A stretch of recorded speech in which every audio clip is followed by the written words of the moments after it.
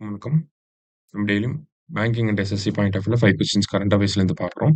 இன்னைக்கு என்ன கொஸ்டின்ஸ் இருக்கு அப்படிங்கிறத பார்ப்போம். First one, according to reserve bank of India, what was the net foreign direct investment in 2024-25? So இந்த ஃபினான்ஷியல் இயர்ல இந்தியாவோட எஃப்டிஐ எவ்வளோ அப்படின்னு சொல்லி கேட்டிருக்காங்க. ஸோ எவ்வளோ அப்படின்னு பார்த்தீங்கன்னா நமக்கு 353 மில்லியன் அப்படிங்கிறது தான் கரெக்ட் ஆன்சர். சரிங்களா? ஸோ இந்தியாவை பொறுத்த வரைக்கும் எஃப்டிஐ அப்படிங்கிறது இயர் ஆன் இயர் வந்து இன்க்ரீஸ் ஆகிட்டே இருக்கு. ஸோ அந்த வகையில் 2024-25க்கான டேட்டாவை தான் நமக்கு ரிலீஸ் பண்ணியிருக்காங்க. ஸோ அதில் நம்மளோட கரெக்ட் எஃப்டிஐ வேல்யூ எவ்வளோ அப்படின்னா 353 மில்லியன். ஓகேங்களா? இது நெட் வேல்யூ. சரிங்களா? அடுத்தது, the second grand slam of the year அப்படின்னு சொல்லி கேட்டிருக்காங்க. ஸோ கிராண்ட் ஸ்லாம் அப்படிங்கிறது எந்த ஆர்டரில் நடக்கும்னா ஃபர்ஸ்ட் ஆஸ்திரேலியன் ஓப்பன். சரியா? இதுக்கு வந்து ஹாப்பி ஸ்லாம் அப்படின்னு சொல்லி பேர் இருக்கு. சரியா? ஆஸ்திரேலியன் ஓப்பன் சொல்லலாம், இல்லை ஹாப்பி ஸ்லாம் அப்படின்னு சொல்லலாம். அடுத்தது ஃப்ரெஞ்ச் ஓப்பன்.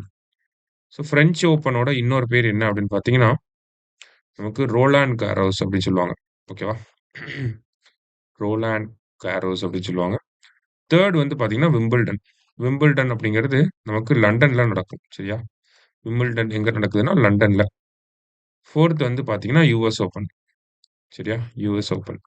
இதுதான் நமக்கு ஒரு வருஷத்துக்கு நடக்கக்கூடிய 4 கிராண்ட் ஸ்லாம். ஸோ இந்த இன்க்ரீசிங் ஆர்டர்ல வரும். சரியா? அப்போ ஃபர்ஸ்ட் ஆஸ்திரேலியன் ஓப்பன், செகண்ட் வந்து French open, third Wimbledon, fourth வந்து யுஎஸ் ஓப்பன். ஸோ இந்த ஃப்ரெஞ்ச் ஓப்பனோட இன்னொரு பேர் தான் என்ன அப்படின்னு பார்த்தீங்கன்னா ரோலாண்ட் கேரோஸ். சரியா? ஸோ செகண்ட் கிராண்ட் ஸ்லாம் அப்படிங்கிறது எங்க நடக்க போகுதுன்னு கேட்டிருக்காங்க. ஸோ ரோலாண்ட் கேரோஸ் அப்படிங்கிறது கரெக்ட் ஆன்சர். சரியா? அடுத்தது, how many members are there in the central board of directors of reserve bank of India அப்படின்னு சொல்லி கேட்டிருக்காங்க. ஸோ ஆர்பிஐயோட சென்ட்ரல் டைரக்டர்ஸ் எவ்வளோ பேர் இருக்காங்க அப்படின்னு பார்த்தீங்கன்னா ஃபர்ஸ்ட் ஆர்பிஐயோட கவர்னர். அவர் கீழ பார்த்தீங்கன்னா 4 டெப்யூட்டி கவர்னர்ஸ் வந்து இருப்பாங்க. சரியா? So 4 deputy governors. அது இல்லாம 10 மெம்பர்ஸ் வந்து சென்ட்ரல் கவர்ன்மெண்ட்லேருந்து வருவாங்க. 4 local board members Chennai, Mumbai, Delhi, Kolkata 4 பேர் வந்து வந்துருவாங்க. ஸோ அது இல்லாம லாஸ்ட்டா 2 பேர கவர்ன்மெண்ட் வந்து நாமினேட் பண்ணுவாங்க. சரியா? ஸோ 2, 12, 16, 20, 21 மெம்பர்ஸ் வந்து இருப்பாங்க. சரியா? அடுத்தது, consider the following statements regarding Polavaram project. It is a multi-purpose irrigation project built on Godavari river. கரெக்டா?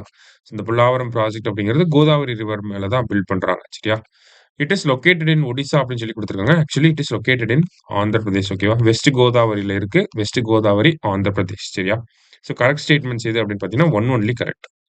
அடுத்தது, what is the theme of international day of biodiversity 2025 அப்படின்னு சொல்லி கேட்டிருக்காங்க. சரிங்களா? So international day of biodiversity எப்போ அப்படின்னு பார்த்தீங்கன்னா நமக்கு 22 மே. சரியா?